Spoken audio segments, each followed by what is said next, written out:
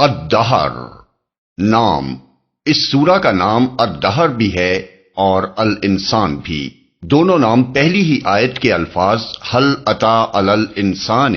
اور حین من الدہر سے ماخوذ ہیں۔ زمانہ نزول، اکثر مفسرین اس کو مکی قرار دیتے ہیں۔ علامہ زمخشری، امام رازی، قاضی بیضاوی، علامہ نظام الدین نیشاپوری، حافظ ابن کثیر اور دوسرے بہت سے مفسرین نے اسے مکی ہی لکھا ہے،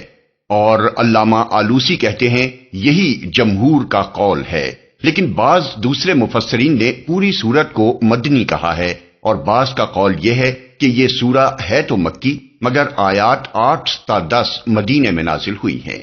جہاں تک اس سورہ کے مضامین اور انداز بیان کا تعلق ہے، وہ مدنی سورتوں کے مضامین اور انداز بیان سے بہت مختلف ہے، بلکہ اس پر غور کرنے سے تو صاف محسوس ہوتا ہے کہ یہ نہ صرف مکی ہے بلکہ مکہ معظمہ کے بھی اس دور میں نازل ہوئی ہے جو سورہ مدثر کی ابتدائی 7 آیات کے بعد شروع ہوا تھا۔ رہیں آیات 8 تا 10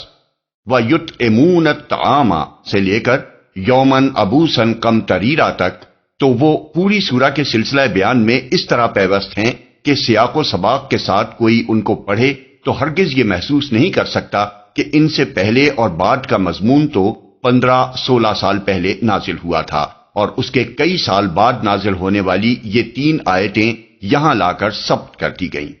دراصل جس بنا پر اس سورہ کے یا اس کی بعض آیات کے مدنی ہونے کا خیال پیدا ہوا ہے، وہ ایک روایت ہے جو عطا نے ابن عباس رضی اللہ عنہ سے نقل کی ہے۔ وہ کہتے ہیں کہ ایک مرتبہ حضرات حسن و حسین رضی اللہ عنہما بیمار ہو گئے۔ رسول اللہ صلی اللہ علیہ وسلم اور بہت سے صحابہ رضی اللہ عنہما ان کی عیادت کے لیے تشریف لے گئے۔ بعض صحابہ رضی اللہ عنہما نے حضرت علی رضی اللہ عنہ کو مشورہ دیا کہ آپ دونوں بچوں کی شفا کے لیے اللہ تعالیٰ سے کوئی نذر مانیں۔ چنانچہ حضرت علی رضی اللہ عنہ، حضرت فاطمہ رضی اللہ عنہا اور ان کی خادمہ فضہ رضی اللہ عنہا نے نذر مانی کہ اگر اللہ نے دونوں بچوں کو شفا عطا فرما دی تو یہ سب شکرانے کے طور پر 3 دن کے روزے رکھیں گے۔ اللہ کا فضل ہوا کہ دونوں تندرست ہو گئے اور تینوں صاحبوں نے نذر کے روزے رکھنے شروع کر دیے۔ حضرت علی رضی اللہ عنہ کے گھر میں کھانے کو کچھ نہ تھا۔ انہوں نے 3 سا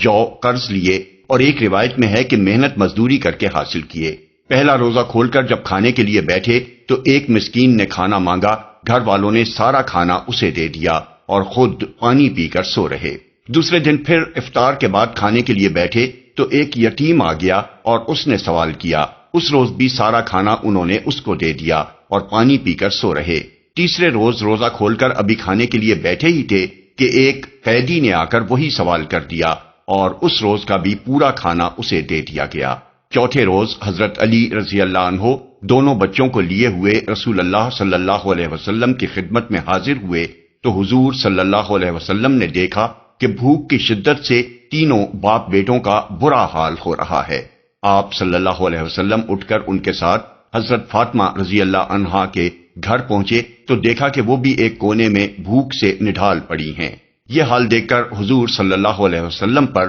رقت طاری ہو گئی۔ اتنے میں جبریل علیہ السلام حاضر ہوئے اور انہوں نے عرض کیا کہ لیجئے، اللہ تعالیٰ نے آپ کے اہل بیت کے معاملے میں آپ کو مبارکباد دی ہے۔ حضور صلی اللہ علیہ وسلم نے پوچھا وہ کیا ہے؟ انہوں نے جواب میں یہ پوری سورت آپ کو پڑھ کر سنائی۔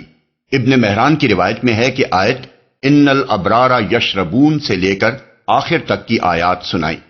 مگر ابن مردوے نے ابن عباس سے جو روایت نقل کی ہے اس میں صرف یہ بیان کیا گیا ہے کہ آیت وَيُطْعِمُونَ الطَّعَامَ حضرت علی اور حضرت فاطمہ رضی اللہ عنہما کے بارے میں نازل ہوئی ہے۔ اس قصے کا اس میں کوئی ذکر نہیں ہے۔ یہ پورا قصہ علی بن احمد الواحدی نے اپنی تفسیر البسیط میں بیان کیا ہے، اور غالباً اسی سے زمخشری، رازی اور نیشاپوری وغیرہ نے اسے نقل کیا ہے۔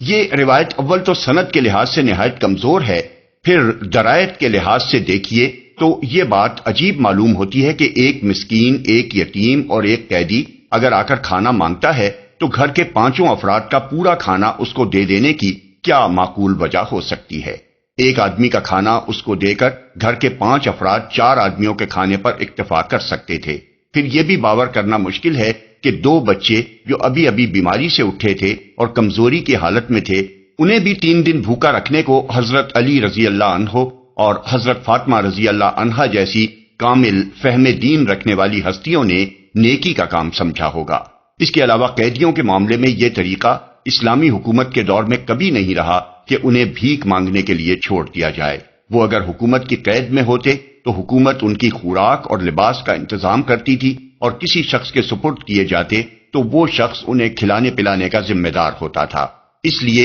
مدینہ طیبہ میں یہ بات ممکن نہ تھی کہ کوئی قیدی بھیک مانگنے کے لیے نکلتا۔ تاہم ان تمام نقلی اور عقلی کمزوریوں کو نظر انداز کر کے اگر اس قصے کو بالکل صحیح ہی مان لیا جائے تو زیادہ سے زیادہ اس سے جو کچھ معلوم ہوتا ہے وہ صرف یہ ہے کہ جب آل محمد صلی اللہ علیہ وسلم سے اس نیک عمل کا صدور ہوا تو جبریل علیہ السلام نے آ کر حضور صلی اللہ علیہ وسلم کو خوشخبری سنائی کہ اللہ تعالیٰ کے ہاں آپ کے اہل بیت کا یہ فعل بہت مقبول ہوا ہے، کیونکہ انہوں نے ٹھیک وہی پسندیدہ کام کیا ہے جس کی تعریف اللہ تعالیٰ نے سورہ دہر کی ان آیات میں فرمائی ہے۔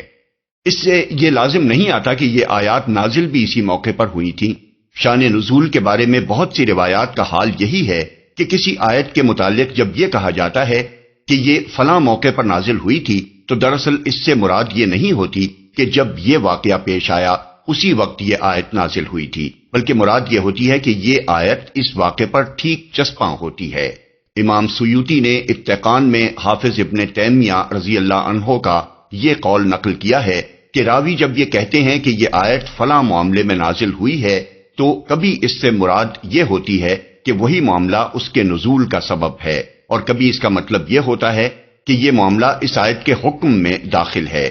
اگرچہ وہ اس کے نزول کا سبب نہ ہو۔ آگے چل کر وہ امام بدر الدین زرکشی کا قول ان کی کتاب البرہان فی العلوم القرآن سے نقل کرتے ہیں کہ صحابہ رضی اللہ عنہما اور تابعین کی یہ عادت معروف ہے کہ ان میں سے کوئی شخص جب یہ کہتا ہے کہ یہ آیت فلاں معاملے میں نازل ہوئی تھی تو اس کا مطلب یہ ہوتا ہے کہ اس آیت کا حکم اس معاملے پر چسپاں ہوتا ہے، نہ یہ کہ وہی اس واقعے کے نزول کا سبب ہے۔ پس دراصل اس کی نوعیت آیت کے حکم سے استدلال کی ہوتی ہے، نہ کہ بیان واقعہ کی۔ الاتقان فی العلوم القرآن جلد اول صفحہ 31 طبع 1929۔ موضوع اور مضمون۔ اس سورہ کا موضوع انسان کو دنیا میں اس کی حقیقی حیثیت سے آگاہ کرنا اور یہ بتانا ہے کہ اگر وہ اپنی اس حیثیت کو ٹھیک ٹھیک سمجھ کر شکر کا رویہ اختیار کرے تو اس کا انجام کیا ہوگا، اور کفر کی راہ چلے تو کس انجام سے وہ دوچار ہوگا۔ قرآن کی بڑی صورتوں میں تو یہ مضمون بڑی تفصیل کے ساتھ بیان کیا گیا ہے، لیکن ابتدائی مکی دور کی صورتوں کا یہ خاص انداز بیان ہے کہ جو باتیں بعد کے دور میں مفصل ارشاد ہوئی ہیں وہی اس دور میں بڑے مختصر مگر انتہائی مؤثر طریقے سے ذہن نشین کرائی گئی ہیں، اور ایسے چھوٹے چھوٹے خوبصورت فقرے استعمال کیے گئے ہیں جو سننے والوں کی زبان پر خود بخود چڑھ جائیں۔ اس میں سب سے پہلے انسان کو یاد دلایا گیا ہے کہ ایک وقت ایسا تھا جب وہ کچھ نہ تھا، پھر ایک مخلوط نطفے سے اس کی ایسی حقیر سی ابتدا کی گئی کہ اس کی ماں تک کو خبر نہ تھی کہ اس کے وجود کی بنا پڑ گئی ہے، اور کوئی اس خوردبینی وجود کو دیکھ کر یہ نہیں کہہ سکتا تھا کہ یہ کوئی انسان ہے جو آگے چل کر اس زمین پر اشرف المخلوقات بننے والا ہے۔ اس کے بعد انسان کو خبردار کیا گیا ہے کہ تیری تخلیق اس طرح کر کے تجھے یہ کچھ ہم نے اس لیے بنایا ہے کہ ہم دنیا میں رکھ کر تیرا امتحان لینا چاہتے ہیں، اسی لیے دوسری مخلوقات کے برعکس تجھے ہوش گوش رکھنے والا بنایا گیا، اور تیرے سامنے شکر اور کفر کے دونوں راستے کھول کر رکھ دیے گئے تاکہ یہاں کام کرنے کا جو وقت تجھے دیا گیا ہے اس میں تو دکھا دے کہ اس امتحان سے تو شاکر بندہ بن کر نکلا ہے یا کافر بندہ بن کر۔ پھر صرف ایک آیت میں دو ٹوک طریقے سے بتا دیا گیا ہے کہ جو لوگ اس امتحان سے کافر بن کر نکلیں گے انہیں آخرت میں کیا انجام دیکھنا ہوگا۔ اس کے بعد آیت نمبر 5 سے 22 تک مسلسل ان انعامات کی تفصیل بیان کی گئی ہے جن سے وہ لوگ اپنے رب کے ہاں نوازے جائیں گے جنہوں نے یہاں بندگی کا حق ادا کیا ہے۔ ان آیات میں صرف ان کی بہترین جزا بتانے ہی پر اکتفا نہیں کیا گیا ہے، بلکہ مختصراً یہ بھی بتا دیا گیا ہے کہ ان کے وہ کیا اعمال ہیں جن کی بنا پر وہ اس جزا کے مستحق ہوں گے۔ مکی دور کی ابتدائی صورتوں کی خصوصیات میں سے ایک نمایاں خصوصیت یہ بھی ہے کہ ان میں اسلام کے بنیادی عقائد اور تصورات کا مختصر تعارف کرانے کے ساتھ ساتھ کہیں وہ اخلاقی اوصاف اور نیک اعمال بیان کیے گئے ہیں جو اسلام کی نگاہ میں قابل قدر ہیں، اور کہیں اعمال و اخلاق کی ان برائیوں کا ذکر کیا گیا ہے جن سے اسلام انسان کو پاک کرنا چاہتا ہے۔ اور یہ دونوں چیزیں اس لحاظ سے بیان نہیں کی گئی ہیں کہ ان کا کیا اچھا یا برا نتیجہ دنیا کی اس عارضی زندگی میں نکلتا ہے، بلکہ صرف اس حیثیت سے ان کا ذکر کیا گیا ہے کہ آخرت کی ابدی اور پائیدار زندگی میں ان کا مستقل نتیجہ کیا ہوگا، قطع نظر اس سے کہ دنیا میں کوئی بری صفت مفید ہو یا کوئی اچھی صفت نقصان دہ ثابت ہو۔ یہ پہلے رکوع کا مضمون ہے۔ اس کے بعد دوسرے رکوع میں رسول اللہ صلی اللہ علیہ وسلم کو مخاطب کر کے 3 باتیں ارشاد فرمائی گئی ہیں۔ ایک یہ کہ دراصل یہ ہم ہی ہیں جو اس قرآن کو تھوڑا تھوڑا کر کے تم پر نازل کر رہے ہیں، اور اس سے مقصود حضور صلی اللہ علیہ وسلم کو نہیں بلکہ کفار کو خبردار کرنا ہے کہ یہ قرآن محمد صلی اللہ علیہ وسلم خود اپنے دل سے نہیں گھڑ رہے ہیں، بلکہ اس کے نازل کرنے والے ہم ہیں، اور ہماری حکمت ہی اس کی مقتضی ہے کہ اسے یکبارگی نہیں بلکہ تھوڑا تھوڑا کر کے نازل کریں۔ دوسری بات حضور صلی اللہ علیہ وسلم سے یہ فرمائی گئی ہے کہ تمہارے رب کا فیصلہ صادر ہونے میں خواہ کتنی ہی دیر لگے اور اس دوران میں تم پر خواہ کچھ ہی گزر جائے، بہرحال تم صبر کے ساتھ اپنا فریضہ رسالت انجام دیے چلے جاؤ، اور کبھی ان بدعمل اور منکر حق لوگوں میں سے کسی کے دباؤ میں نہ آؤ۔ تیسری بات آپ سے یہ فرمائی گئی ہے کہ شب و روز اللہ کو یاد کرو، نماز پڑھو اور راتیں اللہ کی عبادت میں گزارو، کیونکہ یہی وہ چیز ہے جس سے کفر کی طغیانی کے مقابلے میں اللہ کی طرف بلانے والوں کو ثابت قدمی نصیب ہوتی ہے۔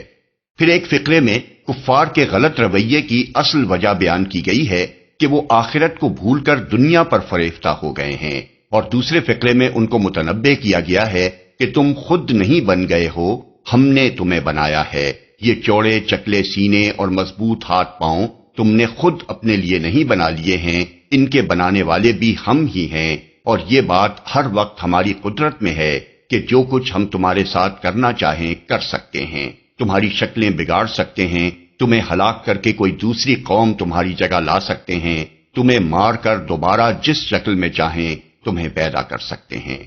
آخر میں کلام اس بات پر ختم کیا گیا ہے کہ یہ ایک کلمہ نصیحت ہے، اب جس کا جی چاہے اسے قبول کر کے اپنے رب کا راستہ اختیار کر لے، مگر دنیا میں انسان کی چاہت ہی سب کچھ نہیں ہے، کسی کی چاہت بھی پوری نہیں ہو سکتی جب تک اللہ نہ چاہے، اور اللہ کی چاہت اندھا دھند نہیں ہے، وہ جو کچھ بھی چاہتا ہے اپنے علم اور حکمت کی بنا پر چاہتا ہے۔ اس علم اور حکمت کی بنا پر جسے وہ اپنی رحمت کا مستحق سمجھتا ہے اسے اپنی رحمت میں داخل کر لیتا ہے، اور جسے وہ ظالم پاتا ہے اس کے لیے دردناک عذاب کا انتظام اس نے کر رکھا ہے۔